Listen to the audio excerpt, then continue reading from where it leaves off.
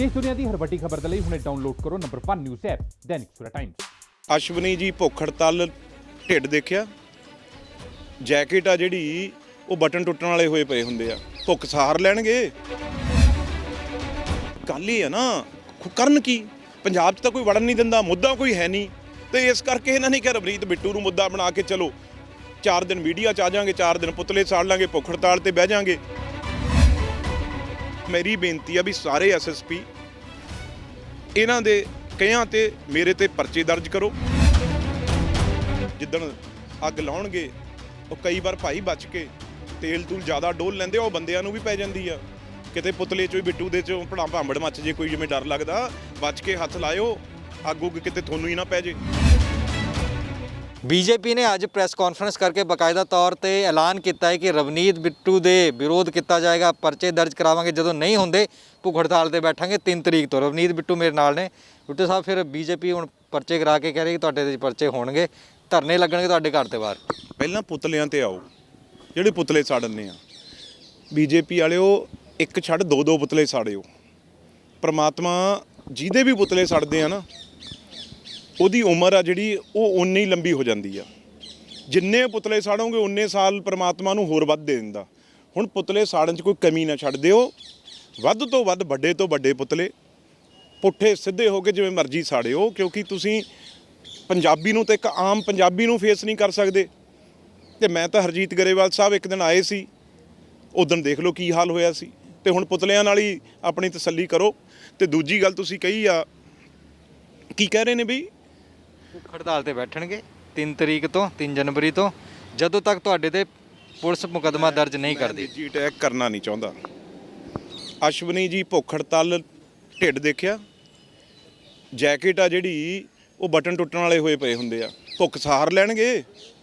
ਤੇ ਮੈਂ ਇਹ ਕਹੂੰਗਾ, ਪਹਿਲਾਂ ਆ ਸਾਡਾ ਜੰਤਰ ਮੰਤਰ ਤੇ ਬੈਠੇ ਆ ਨਾ, ਜੇ ਮੈਂ ਬਿਆਨ ਵੀ ਦਿੱਤਾ ਤਾਂ ਦਿੱਲੀ ਦਿੱਤਾ ਨਾ, ਤੇ ਉਹ ਪੰਜਾਬ 'ਚ ਕੀ ਮਤਲਬ ਕਰਨ ਦਾ। ਉੱਥੇ ਤਾਂ ਵਿਚਾਰਾ ਮੇਰਾ ਕੋਈ ਲਾਂਗਰੀ ਜਾਂ ਮੇਰਾ ਕੋਈ ਹੋਰ ਲੁਧਿਆਣੇ ਤਾਂ ਬੰਦਾ ਵੀ ਹੈ ਨਹੀਂਗਾ, ਉੱਥੇ ਤਾਂ ਇਕੱਲੇ ਕਮਰੇ ਇੱਟਾਂ। ਤੇ ਜੇ ਉਰੇ ਆਉਣਾ, ਉਰੇ ਧਰਨਾ ਲਾਓ ਸਾਹਮਣੇ ਮੇਰੇ, ਆ ਜਿੱਥੇ ਅਸੀਂ ਜੰਤਰ ਮੰਤਰ ਤੇ ਬੈਠੇ ਆ, ਤੁਸੀਂ ਵੀ ਕਿਸਾਨਾਂ ਲਈ ਧਰਨਾ ਲਾਓ। ਮੇਰੇ ਨਾਲ ਮੇਰੇ ਪਰਚੇ ਦਰਜ ਕਰਾ ਤੇ ਕੀ ਹੋ ਜਾਊਗਾ। ਆ ਦਿੱਲੀ ਉਰੇ ਆ, ਮੈਂ ਆਪਣੇ ਆਪ ਹੀ ਚਲੇ ਜਾਂਦਾ ਵੀ ਮੇਰੇ ਤੇ ਪਰਚਾ ਦਰਜ ਕਰਾਓ। ਥਾਣੇ ਦੇ ਮੂਹਰੇ ਹੀ ਬੈਠੇ ਆ, ਤੁਹਾਡੀ ਪੁਲਿਸ ਆ, ਐਵੇਂ ਕਿ ਉੱਥੇ ਆਓ ਪੰਜਾਬ 'ਚ ਔਖੇ ਹੋਣਗੇ। ਇਸ ਕਰਕੇ ਦਿੱਲੀ ਦੇ ਪੁਲਿਸ ਸਟੇਸ਼ਨਾਂ 'ਚ ਇੱਥੇ ਪੁਲਿਸ ਸਟੇਸ਼ਨ ਦਰਜ ਕਰਾਓ ਤੇ ਤੁਹਾਡੀ FIR ਵੀ ਜਰੀ ਦਰਜ ਹੋਣੀ ਹੈ ਮੇਰੇ ਉਲਟ। ਹੋਮ ਮਿਨਿਸਟਰੀ ਤੁਹਾਡੀ ਆ, ਦਿੱਲੀ ਪੁਲਿਸ ਤੁਹਾਡੀ ਆ, ਜਿੰਨੇ ਮਰਜ਼ੀ ਪਰਚੇ ਦਰਜ ਕਰਾਓ, ਕੌਣ ਰੋਕਦਾ ਤੁਹਾਨੂੰ। ਪਰਚਾ ਤਾਂ ਮੈਂ ਅੱਗੇ ਵੀ ਕਿਹਾ ਵੀ ਮੈਡਲ ਆ, ਇਹ ਤਾਂ ਇੱਕ ਮੈਡਲ ਆ, ਜਿੰਨੇ ਕਰਾਉਂਗੇ ਉਨੇ ਹੀ ਮੈਡਲ ਪਰਮਾਤਮਾ ਦੀ ਮਿਹਰ ਨਾਲ ਲੱਗਣਗੇ। ਇਹ ਗੱਲ ਕੀ ਆ, ਮੈਂ ਉਦੋਂ ਇੰਨਾ ਹੀ ਕਿਹਾ ਸੀ ਨਾ ਵੀ ਅਸ਼ਵਨੀ ਜੀ, ਜਿਹਨੇ ਵੀ ਤੁਹਾਡੇ ਤੇ ਹਮਲਾ ਕੀਤਾ, ਜਿਹੜੇ ਉਸ ਵੇਲੇ ਕਿਸਾਨ ਜਥੇਬੰਦੀਆਂ ਬੈਠੀਆਂ ਸੀ, ਵੀ ਉਹਨਾਂ ਤੇ ਪਰਚਾ ਨਾ ਦਰਜ ਕਰਾਇਓ, ਮੇਰੇ ਤੇ ਪਰਚਾ ਦਰਜ ਕਰਾਇਓ, ਮੈਂ ਕੀਤਾ। ਆਹੀ ਗੱਲ ਸੀ ਨਾ।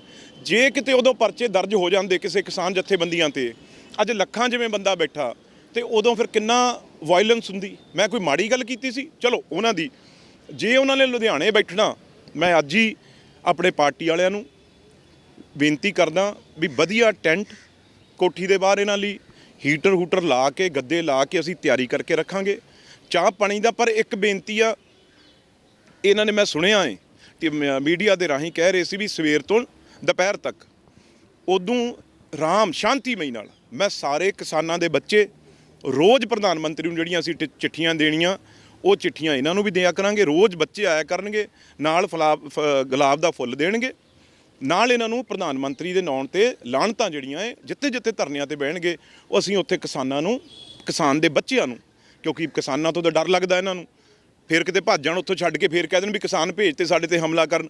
ਅਸੀਂ ਬੱਚੇ ਭੇਜਾਂਗੇ, ਨੰਨੇ ਮੁੰਨੇ ਬੱਚੇ, ਜਿਹੜੇ ਉਹ ਬੱਚੇ ਨੇ, ਉਹ ਇਹਨਾਂ ਨੂੰ ਗੁਲਾਬ ਦਾ ਫੁੱਲ ਦੇ ਕੇ ਪ੍ਰਧਾਨ ਮੰਤਰੀ ਨਾਂ ਤੇ ਮੈਸੇਜ ਦਿਆ ਕਰਨਗੇ, ਸਾਡਾ ਆਹ ਕੰਮ ਨਾਲ ਦੀ ਨਾਲ ਕਰੀ ਜਾਇਓ। ਤੇ ਰਾਤ ਤਾਂ ਇਹ ਘੱਟ ਨਹੀਂ ਸਕਦੇ, ਕਿਉਂਕਿ ਖਤਰਾ ਵੀ ਬਹੁਤ ਆ। ਦੁਪਹਿਰ ਤੱਕ ਆਪਣਾ ਰਾਸ਼ਨ ਪਾਣੀ ਜਿੰਨਾ ਕੁ ਸਵੇਰੇ ਖਾ ਕੇ ਆਇਆ ਕਰਨਗੇ, ਦੁਪਹਿਰ ਤੱਕ ਹਜਮ ਹੋ ਜਾਇਆ ਕਰੂਗਾ। ਉਦੋਂ ਬਾਅਦ ਆਪਣਾ ਮੀਡੀਆ ਤੇ ਬੋਲ ਬਾਲ ਕੇ ਘਰੇ ਚਲੇ ਜਾਇਆ ਕਰਨਗੇ। ਬਹੁਤ ਮੈਂ ਸਮਝਦਾ ਇਹਨਾਂ ਨੇ ਬਹੁਤ ਵੱਡੀ ਵਿਸ਼ਾਲ ਸੋਚ ਆ। ਇੱਕ ਐਡੇ ਬੜੇ ਕਿਸਾਨ ਐਜੀਟੇਸ਼ਨ ਤੋਂ ਬਾਅਦ ਇੱਕ ਲੱਭਿਆ ਕੌਣ ਇਹਨਾਂ ਨੂੰ ਟਾਰਗੇਟ, ਰਵਨੀਤ ਬਿੱਟੂ। ਹੁਣ ਬਿੱਟੂ ਟਾਰਗੇਟ ਤੇ ਕਿਉਂ ਆ ਗਿਆ? ਗੱਲ ਇਹ ਆ ਨਾ, ਕਰਨ ਕੀ ਪੰਜਾਬ 'ਚ ਤਾਂ ਕੋਈ ਵੜਨ ਨਹੀਂ ਦਿੰਦਾ, ਮੁੱਦਾ ਕੋਈ ਹੈ ਨਹੀਂ ਤੇ ਇਸ ਕਰਕੇ ਇਹਨਾਂ ਨੇ ਕਿਹਾ ਰਵਨੀਤ ਬਿੱਟੂ ਨੂੰ ਮੁੱਦਾ ਬਣਾ ਕੇ ਚਲੋ 4 ਦਿਨ ਮੀਡੀਆ 'ਚ ਆ ਜਾਾਂਗੇ, 4 ਦਿਨ ਪੁਤਲੇ ਸਾੜ ਲਾਂਗੇ, ਭੁੱਖ ਹੜਤਾਲ ਤੇ ਬਹਿ ਜਾਾਂਗੇ, ਐਸਐਸਪੀਆਂ ਨੂੰ ਚਿੱਠੀਆਂ ਦੇ ਦਾਂਗੇ। ਮੈਂ ਕਹਿੰਦਾ ਕਿਉਂ? ਮੈਂ ਤਾਂ ਦਿੱਲੀ ਬਿਆਨ ਦਿੱਤਾ, ਜਿਹੜਾ ਵੀ ਮੈਂ ਬਿਆਨ ਦਿੱਤਾ ਇਹ ਕਿਹਾ ਵੀ ਮਰਜੀਵੜੇ, ਇਹਨਾਂ ਨੂੰ ਇਹ ਨਹੀਂ ਪਤਾ ਸਾਡੇ ਜਦੋਂ ਪੰਜਾਬ 'ਚ ਅੱਤਵਾਦ ਸੀ, ਟੈਰਰਿਜ਼ਮ ਸੀ, ਉਦੋਂ ਮਰਜੀਵੜੇ ਸੀ ਵੀ ਅਸੀਂ ਜਿੰਦੀਆਂ ਲਾਸ਼ਾਂ ਤੁਰੀਆਂ ਫਿਰਦੀਆਂ ਤੇ ਸਾਡਾ ਜਿਹੜਾ ਸਰੀਰ ਆ ਇਹ ਪਹਿਲਾਂ ਪ੍ਰਮਾਤਮਾ ਨੇ ਕਿਹਾ ਵੀ ਉਹ ਅਸੀਂ ਗੁਰੂ ਨੂੰ ਅਰਪਿਤ ਕਰਤਾ, ਜਿਹੜੀ ਅੰਦਰੋਂ ਆਤਮਾ ਜਾਨ ਆ ਉਹ ਅਰਪਿਤ ਕਰਤੀ, ਇੱਕ ਸਿਰਫ ਸਰੀਰ ਤੁਰਿਆ ਫਿਰਦਾ, ਉਹਨੂੰ ਮਰਜੀਵੜਾ ਕਹਿੰਦੇ ਆ। ਤੇ ਅਸੀਂ ਉਹ ਮਰਜੀਵੜੇ ਆ। ਜਦੋਂ ਵੀ ਮੋਦੀ ਸਾਹਿਬ ਚਾਹਣਗੇ ਵੀ ਜਿੰਨੀਆਂ ਵੀ ਲਾਸ਼ਾਂ ਏ ਉਹ ਅਸੀਂ ਤਾਂ ਜਿੰਦੀਆਂ ਲਾਸ਼, ਜਦੋਂ ਕਿਸਾਨ ਸਾਡੀ ਜ਼ਮੀਨ ਚਲੀ ਗਈ, ਸਾਡੀ ਫਸਲ ਚਲੀ ਗਈ, ਅਸੀਂ ਤਾਂ ਜਿੰਦੇ ਲਾਸ਼ਾਂ ਹੀ ਆ, ਜਿਉਂਦੇ ਤਾਂ ਰਹੀ ਨਹੀਂ। ਤੇ ਇਸ ਕਰਕੇ ਇਹਨਾਂ ਨੂੰ ਕਿਹਾ ਸੀ ਵੀ ਜਿੰਨੀਆਂ ਮਰਜ਼ੀ ਲਾਸ਼ਾਂ ਏ ਜਿਹੜੀਆਂ ਉਹ ਅਸੀਂ ਵਿਛਾ ਦਾਂਗੇ, ਸਾਡੀਆਂ ਚੱਕ ਕੇ ਲੈ ਜਾਣ, ਜਿੰਨਾ ਵੀ ਖੂਨ ਚਾਹੀਦਾ ਉਹ ਖੂਨ ਲੈ ਜਾਣ। ਇੱਕ ਸ਼ਹੀਦ ਦਾ ਪਰਿਵਾਰ, ਜੇ ਅਸੀਂ ਕਿਸੇ ਨੂੰ ਮਾਰਨਾ ਹੋਵੇ ਤਾਂ ਗੱਲ ਮੈਂ ਸਮਝਦਾ ਕਿੰਨੀ ਹੱਸ ਹੋਈ ਨਾ। ਸਾਨੂੰ ਤਾਂ ਗੁੜਤੀ ਸਰਦਾਰ ਬੇਅੰਤ ਸਿੰਘ ਉਕਸਾ ਰਹੇ ਹੋ ਤੁਸੀਂ, ਇਹ ਕਹਿੰਦੇ ਤੁਹਾਡੇ ਵੱਲੋਂ ਕਿਸਾਨਾਂ ਨੂੰ ਉਕਸਾਇਆ ਜਾ ਰਿਹਾ ਨਹੀਂ, ਲਾਸ਼ਾਂ ਕਹਿਣਾ। ਮੈਂ ਤਾਂ ਭਲੇ ਮਾਨਸੋ ਆਪਣੀਆਂ ਲਾਸ਼ਾਂ ਕਹਿਣਾ ਏ। ਤੁਸੀਂ ਸੋਚ ਸਕਦੇ ਹੋ ਵੀ ਇੱਕ ਕਾਂਗਰਸ ਪਾਰਟੀ, ਇੱਕ ਸ਼ਹੀਦ ਪਰਿਵਾਰ ਦਾ ਪੋਤਾ, ਤੇ ਅੱਜ ਤੱਕ ਮੈਂ ਕਿੰਨੇ ਕੁ ਮਾਰਤੇ, ਕਿੰਨੇ ਕੁ ਮੈਂ ਇਹੋ ਜਿਹੀਆਂ ਗੱਲਾਂ ਕਰਤੀਆਂ, ਦੱਸਣ ਤਾਂ ਸਹੀ, ਕੋਈ ਪ੍ਰੂਫ ਤਾਂ ਕਰਨ ਵੀ ਮੇਰੇ ਤੇ ਕਿੰਨੇ ਕੁ ਪਰਚੇ ਦਰਜ ਨੇ, ਕਿੰਨੇ ਕੁ ਮੈਂ ਜਿਹੜੇ ਆ ਉਹ ਗਲਤ ਕੰਮ ਕੀਤੇ ਆ, ਇੱਕ ਦਿਖਾਉਣ ਤਾਂ ਸਹੀ। ਅਸੀਂ ਤਾਂ ਆਪਣੇ ਆਪ ਨੂੰ ਹਮੇਸ਼ਾ ਆਪਣੇ ਆਪ ਨੂੰ ਘੁਲਾੜੀ 'ਚ ਪੀੜਿਆ ਏ ਵੀ ਭਾਈ ਸਾਡੀ ਜਾਨ ਲੈ ਲਓ, ਸਾਡੀਆਂ ਲਾਸ਼ਾਂ ਦੇ ਢੇਰ ਲਾ ਲਓ, ਜੇ ਤੁਹਾਡੇ ਮਨ ਦੇ ਵਿੱਚ ਕੋਈ ਖੁਸ਼ੀ ਆਉਂਦੀ ਆ ਇਸ ਗੱਲ ਨਾਲ ਹੀ ਸਾਨੂੰ ਤਸੱਲੀ ਹੋ ਜੂ। ਨਾਲੇ ਦੂਜੀ ਗੱਲ ਮੈਂ ਇੱਕ ਹੋਰ ਕਿਸਾਨ ਵੀਰਾਂ ਨੂੰ, ਇੱਕ ਦੇਸ਼ ਨੂੰ ਕਹਿਣਾ ਚਾਹੁੰਦਾ, ਸਭ ਤੋਂ ਖਤਰਨਾਕ ਗੱਲ ਕੀ ਹੋਈ, ਅੱਜ ਤੋਂ ਇਹਨਾਂ ਨੇ ਇੱਕ ਨਵਾਂ ਵਨ ਨੇਸ਼ਨ ਵਨ ਇਲੈਕਸ਼ਨ, ਇਸ ਗੱਲ ਨੂੰ ਦੱਬਣ ਲਈ ਇੱਕ ਨਵਾਂ ਏਜੰਡਾ ਅੱਜ ਲਾਂਚ ਕਰਤਾ, ਨਵੀਂ ਗੱਲ ਇੱਕ ਤੋਰਤੀ। ਤੇ ਇੱਕ ਗੱਲ ਹੋਰ, ਕਿਸਾਨ ਜਥੇਬੰਦੀਆਂ ਨੇ ਵੀ ਕਹਿਤਾ ਵੀ ਭਾਈ ਅਤੀਤ, ਅੱਜ ਉਹਨਾਂ ਨੇ ਕੱਲ ਨੂੰ ਜਾ ਕੇ ਦੇਖ ਲੈਣਾ ਹੈ ਕੁਛ ਨਹੀਂ, ਉਹ ਸਾਨੂੰ ਵੀ ਪਤਾ ਏ। ਜਦੋਂ ਇੱਕ ਜੁਆਇੰਟ ਸੈਕਟਰੀ ਦੀ ਪਾਵਰ ਅਮਿਤ ਸ਼ਾਹ ਜੀ ਤੇ ਪ੍ਰਾਈਮ ਮਿਨਿਸਟਰ ਕੋਲ ਆ, ਤੋਮਰ ਸਾਹਿਬ ਕੋਲ ਤਾਂ ਕੋਈ ਤਾਕਤ ਹੀ ਨਹੀਂ ਗਈ। ਤੋਮਰ ਤਾਂ ਹਮੇਸ਼ਾ ਕਹਿੰਦੇ ਆ ਵੀ ਇਹ ਗੁੰਮਰਾਹ ਹੋਏ ਕਿਸਾਨ ਆਏ ਹੋਏ ਆ, ਤੇ ਗੱਲਬਾਤ ਤਾਂ ਹੋਣਾ ਕੀ, ਉਹ ਤਾਂ ਪਹਿਲਾਂ ਹੀ ਪਤਾ ਖਾਨਾ ਪੂਰਤੀ ਆ। ਉਹਨਾਂ ਨੇ ਕਹਿਤਾ, ਉਹਨਾਂ ਨੂੰ ਵੀ ਪਤਾ ਹੈ। ਆਪਣੇ ਹੋਲਾ ਮਹੱਲਾ ਤੱਕ ਅਸੀਂ ਬਿਲਕੁਲ ਮਾਰਚ ਤੱਕ ਤਿਆਰ ਬੈਠੇ ਹਾਂ। ਆਹ ਮੀਟਿੰਗ ਬਾਅਦ ਕਰਨੀ ਹੋਊ ਨਾ ਕਰਿਓ, ਕਰਨੀ ਹੋਊ ਕਰ ਲਿਓ, ਨਹੀਂ ਅਸੀਂ ਹੋਲੇ ਮਹੱਲੇ ਤੱਕ ਸਾਡਾ ਫੈਸਲਾ ਹੋ ਚੁੱਕਿਆ ਹੈ, ਅਸੀਂ ਬੈਠੇ ਹਾਂ। ਤੇ ਅਗਲਾ ਮੋਰਚਾ ਵਿਸਾਖੀ ਤੱਕ ਲੱਗੂਗਾ। ਇਹ ਤੁਸੀਂ ਅੰਦਾਜ਼ਾ ਲਾ ਲਓ ਵੀ ਜਮਾਂ ਕੋਈ ਪਰਵਾਹ ਨਹੀਂ ਗੀ, ਜਮਾਂ ਕੋਈ ਫਿਕਰ ਨਹੀਂ ਗਾ। ਮੈਂ ਕਹਿੰਦਾ ਪਰਚੇ ਦਰਜ ਜਲਦੀ, ਮੇਰੀ ਬੇਨਤੀ ਆ ਵੀ ਸਾਰੇ ਐਸਐਸਪੀ ਇਹਨਾਂ ਦੇ ਕਈਆਂ ਤੇ ਮੇਰੇ ਤੇ ਪਰਚੇ ਦਰਜ ਕਰੋ। ਜੇ ਮਾੜੀ ਜੀ ਵੀ ਮੇਰੇ ਕੁਝ ਕੋਈ ਵੀ ਲੱਗਦਾ ਤੁਹਾਨੂੰ ਵੀ ਮੈਂ ਇਹੋ ਜਿਹੀ ਗੱਲ ਕੀਤੀ ਆ, ਇੱਕ ਦੀ ਜਗ੍ਹਾ 5 ਪਰਚੇ ਦਰਜ ਕਰੋ ਤੇ ਮੈਂ ਦਿੱਲੀ ਜਾ ਕੇ ਆਪ ਐਪਲੀਕੇਸ਼ਨ ਦੇ ਆਉਣਾ ਏ।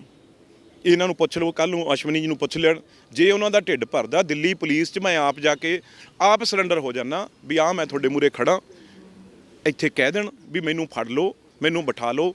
ਹਿੰਮਤ ਤਾਂ ਕਰੋ, ਜੇ ਫਿਰ ਪਰਚਾ ਦਰਜ ਕਰਾਉਣਾ ਹਿੰਮਤ ਤਾਂ ਕਰਵਾਓ। ਇੱਕ ਮੈਂ ਜਾਂਦੇ ਆਖਰੀ ਸਵਾਲ ਪੁੱਛਾਂ, ਤੁਸੀਂ ਕਿਹਾ ਕਿ ਪੁਤਲਾ ਸਾੜਿਆ ਜਾਂਦਾ ਤਾਂ ਉਸ ਬੰਦੇ ਦੀ ਉਮਰ ਵੱਧਦੀ ਹੈ। ਪੁਤਲੇ ਤਾਂ ਤੁਸੀਂ ਬਹੁਤ ਸਾਰੇ ਪ੍ਰਧਾਨ ਮੰਤਰੀ ਦੇ, ਬੀਜੇਪੀ ਵਾਲਿਆਂ ਦੇ, ਫਿਰ ਉਹਨਾਂ ਦੀ ਉਮਰਾਂ ਵੱਧ ਗਈਆਂ ਨਾ। ਅੱਜ ਤੱਕ ਬਾਦਲ ਸਾਹਿਬ ਦੇ ਕਿੰਨੇ ਪੁਤਲੇ ਸੜੇ ਆ, ਦੇਖ ਲਓ ਕਿੰਨੀ ਉਮਰ ਆ। ਇਸ ਕਰਕੇ ਮਨਮੋਹਨ ਸਿੰਘ ਜੀ ਪ੍ਰਧਾਨ ਮੰਤਰੀ ਦੇ ਕਿੰਨੇ ਪੁਤਲੇ ਸੜੇ ਆ, ਕਿੰਨੀ ਉਮਰ ਆ। ਇਹ ਤਾਂ ਸਾਬਤ ਆ ਤੁਹਾਡੇ ਮੂਹਰੇ, ਇਹ ਤਾਂ ਗੱਲ ਨਹੀਂ ਪੱਕ ਕੀ ਹੁੰਦਾ ਪ੍ਰਮਾਣ ਕੀ। ਤੇ ਇਸ ਕਰਕੇ ਇਹ ਚੀਜ਼ਾਂ ਤਾਂ ਪੋਲੀਟੀਕਲ ਬੰਦਿਆਂ ਨੂੰ ਅਸੀਂ ਵੀ ਸਾੜਦੇ ਆ, ਇਹ 'ਚ ਕੋਈ ਸ਼ੱਕ ਨਹੀਂ, ਪਰ ਪੋਲੀਟੀਕਲ ਬੰਦਿਆਂ ਦੇ ਇਹ ਮੈਂ ਸਮਝਦਾ ਉਹਨਾਂ ਦੇ ਮਾਣ ਆ। ਇਦੋਂ ਵੱਡੀ ਕੀ ਗੱਲ ਹੋ ਸਕਦੀ ਆ। ਸਾਡੇ ਪਾਪ ਧੋਂਦੇ ਆ, ਸਾਡੇ ਸਾਰੇ ਪਾਪ ਜਿੱਦਣ ਅੱਗ ਲਾਉਣਗੇ ਉਹ ਕਈ ਵਾਰ ਭਾਈ ਬਚ ਕੇ ਤੇਲ ਤੂਲ ਜ਼ਿਆਦਾ ਡੋਲ ਲੈਂਦੇ, ਉਹ ਬੰਦਿਆਂ ਨੂੰ ਵੀ ਪੈ ਜਾਂਦੀ ਆ। ਕਿਤੇ ਪੁਤਲੇ 'ਚੋਂ ਬਿੱਟੂ ਦੇ 'ਚੋਂ ਭਾਂਬੜ ਮੱਚ ਜੇ ਕੋਈ, ਜਿਵੇਂ ਡਰ ਲੱਗਦਾ, ਬਚ ਕੇ ਹੱਥ ਲਾਇਓ, ਅੱਗ ਉੱਗ ਕਿਤੇ ਤੁਹਾਨੂੰ ਹੀ ਨਾ ਪੈ ਜੇ। ਰਵਨੀਤ ਬਿੱਟੂ ਕਹਿ ਰਹੇ ਨੇ ਕਿ ਪੁਤਲੇ ਸਾੜੋ, ਮੇਰੀ ਉਮਰ ਵਧੇਗੀ, ਬਾਕੀ ਪਰਚੇ ਕਰਾਣੇ ਕਰਾਓ, ਦਿੱਲੀ ਕਰਾਣੇ ਦਿੱਲੀ ਕਰਾਓ, ਮੈਂ ਰੈਡੀ ਹਾਂ, ਮੈਂ ਕੁਝ ਗਲਤ ਨਹੀਂ ਕੀਤਾ। दिल्ली तो cameraman Lakshman Nitin Maan Dainik Savera TV. All world open challenge 17 time gold medallist Miyan Rafiq Mohammad, पंडित, मौलवी, बेगम, तांत्रिक, इन्हां चोरा ठग्गां तो सावधान। स्पेशलिस्ट वशीकरण, सट्टा नंबर, लव मैरिज, पति पत्नी च अनबन, विदेश च पक्का होना, कारोबार दा ना चलना, सिर्फ 31 घंटियां विच समाधान। फ्री फ्री फ्री मियां रफीक मोहम्मद। मोबाइल 84 374 94 647, 84 374 94 648।